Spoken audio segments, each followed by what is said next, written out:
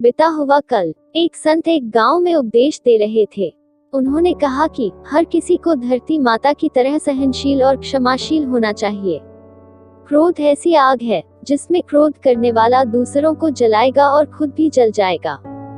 सभा में सभी शांति से संत की वाणी सुन रहे थे, लेकिन वहां स्वभाव से ही अतिक्रोधी एक ऐसा व्यक्ति भी बैठा हुआ था जिसे ये सारी बातें बेतुकी लग रही थी। वह कुछ देर ये सब सुनता रहा, फिर अचानक ही आग बबूला होकर बोलने लगा, तुम पाखंडी हो। बड़ी बड़ी बातें करना यही तुम्हारा काम है। तुम लोगों को भ्रमित कर रहे हो। तुम्हारी ये बातें आज के समय में कोई मायने नहीं रखती। ऐसे कई कटु वचनों को सुनकर भी संत शांत रहे। उसकी बातों से ना तो वह दुखी हुए, ना ही कोई प्रतिक्रिया की।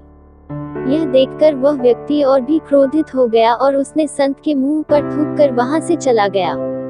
अगले दिन जब उस व्यक्ति का क्रोध शांत हुआ तो उसे अपने बुरे व्यवहार के कारण पछतावे की आग में जलने लगा और वह उन्हें ढूंढते हुए उसी स्थान पर पहुंचा। पर संत कहाँ मिलते। वह तो अपने शिष्यों के साथ पास वाले एक दूसरे गांव निकल चुके थे। व्यक्ति ने संत के बारे में लोगों से पूछा और ढूंढते ढूंढते जहां संत प्रवचन दे रहे थे वहां पहुंच गया।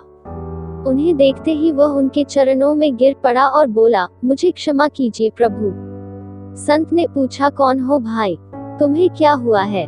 क्यों क्षमा मांग रहे हो? उसने कहा, क्या आप भूल गए? मैं वही हूँ जिसने कल आपके साथ बहुत बुरा व्यवहार किया था। मैं शर्मिंदा हूँ। मैं मेरे दुष्ट आचरण की क्षमायाचना करने आया हूँ। संत ने प्रेम पूर्वक कहा, बीता हुआ कल, बीता हुआ कैल, इंस्पिरेशनल स्टोरी इन हिंदी। तो मैं वही छोड़कर आ गया और तुम अभी भी वही अटके हुए हो।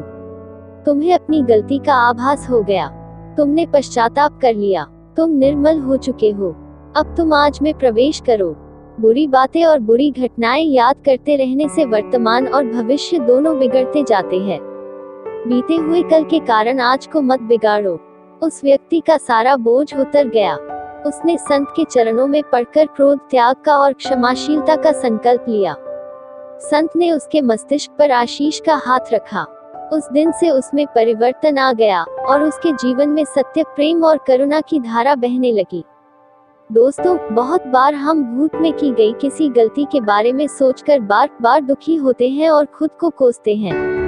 हमें ऐसा कभी नहीं करना चाहिए।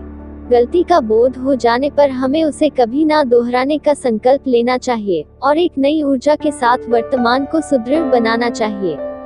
दोस्तों, आज की यह इंस्पिरेशनल स्टोरी बीता हुआ कल, बीता हुआ कैल, इंस्पिरेशनल स्टोरी इन हिंदी आपको कैसी लगी कमेंट में जरूर बताएं और ऐसी ही इंस्पिरेशनल स्टोरी इन हिंदी के लिए मेरे साथ कहानी मार्ट में बने रहे।